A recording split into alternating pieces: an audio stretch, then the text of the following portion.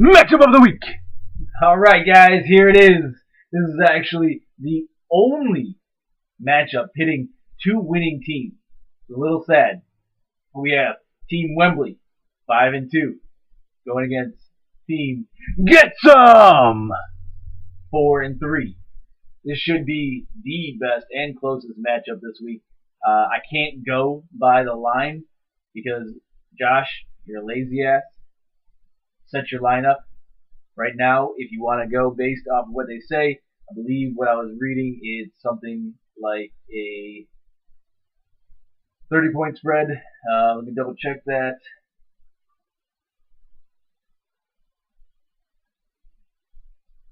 Ha! 60 point. Good luck. So start your lineup, Josh. If you want to begin here, we've got the quarterbacks. Philip Rivers, who has done pretty decent for Wembley. He had a little bit of a down week last week, but should rebound from that without any problems. He is listed at the moment at 17, going against Tennessee Titans. I do not see him getting quite that many, but certainly enough to make him a top quarterback for this week.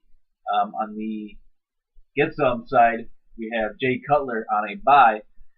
So, Get Some is definitely going to put in Donovan McNabb.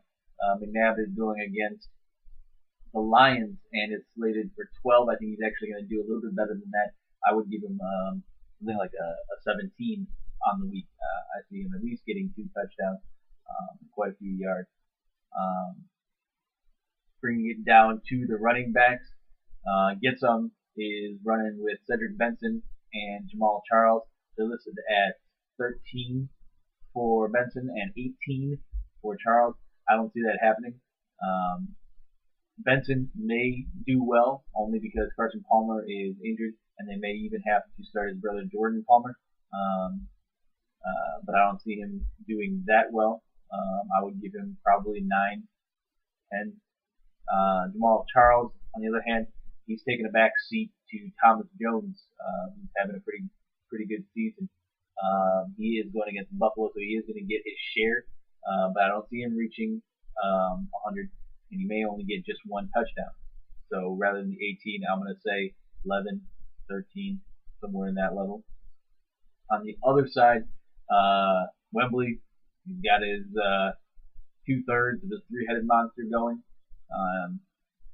Adrian Peterson, slated for 18 against New England, and Frank Gore, slated for 22 against Denver. AP probably is going to do better than 18. My prediction is Minnie is going to start putting the rock more in his hands. The old man is slated to go, but I still think he should. They're going to dial it back a little bit and let Adrian Peterson control the game.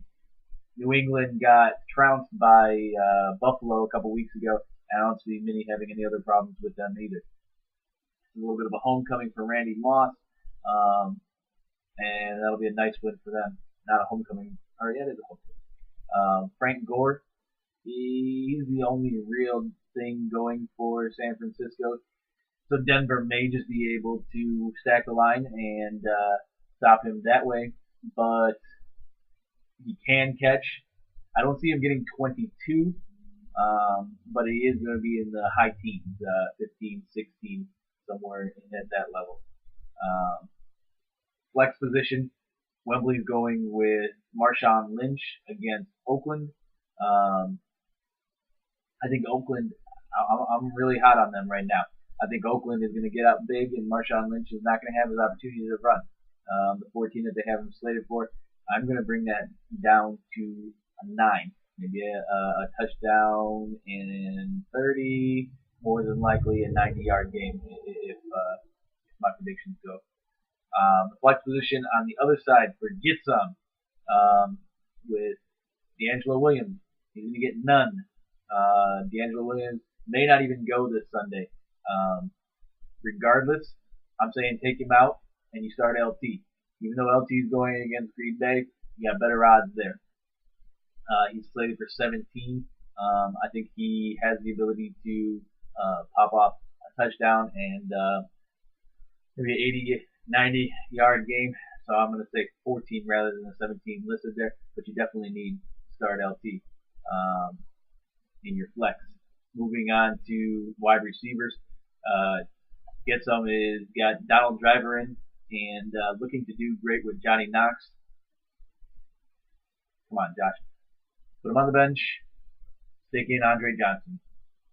Donald Driver has been a big recipient of the fact that teams are really fighting down on Greg Jennings and not allowing Rodgers to get him the ball.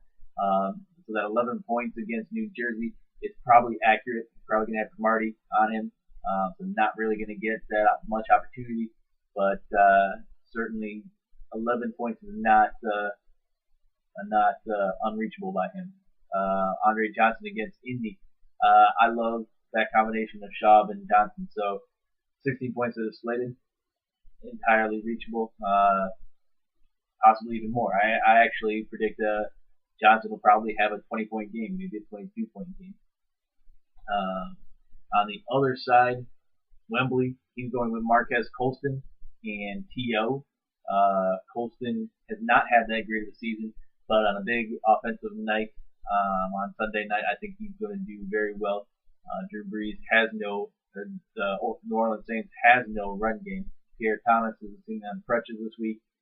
Reggie Bush is limping around, not at 100%. Chris Ivory, nobody's scared of Chris Ivory. So I do see Marquez Colston and the rest of the wide receiver corps for the Saints doing well. 13 points. I'll buy it. T.O. will probably continue to do well going against Miami. The one downside is whether or not Carson Palmer or Jordan Palmer can get him the ball. But it shouldn't be too much of an issue. T.O. finds ways to make his 14. I'm going to dial it back to a 9 rather than the 14, but still.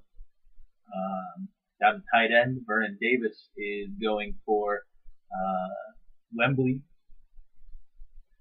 San Fran is pretty much in a disarray, but he has the only two players on that team who are going to do anything. Troy Smith is going to start. He's going to look first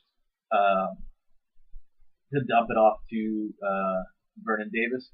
Vernon Davis isn't open. He's going to dump it off to Frank Gore. So either way, Wembley wins. The 13 that he has listed there, I think that's totally doable. Probably even a little bit more, maybe a 15, 16-point game for Vernon Davis. On the other side, Benjamin Watson on a bye. So you're going to have to stick in Dustin Keller there for get some. Dustin Keller is listed as 2 points. I see him doing a little bit better than that. I think against the Packers, it's going to be a Dustin Keller and Antonio Holmes night for the Jets. So I'm going to say probably a 50-point game if you can get a touchdown, 11-point game for Dustin Keller, making it out to be a pretty decent matchup there. As far as defense goes, Getsum is going with the Seahawks against Oakland. I don't see that as being a very wise decision. As I said, Oakland I feel is going to go off.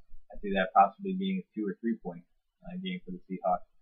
On the other side, with Wembley, he's sticking with his Niners against Denver. I do see the 6-point prediction as a possibility. All in all, I think that's going to be a very close matchup. Wembley is going to come out on top and get them at 500. I give it to Wembley by 7.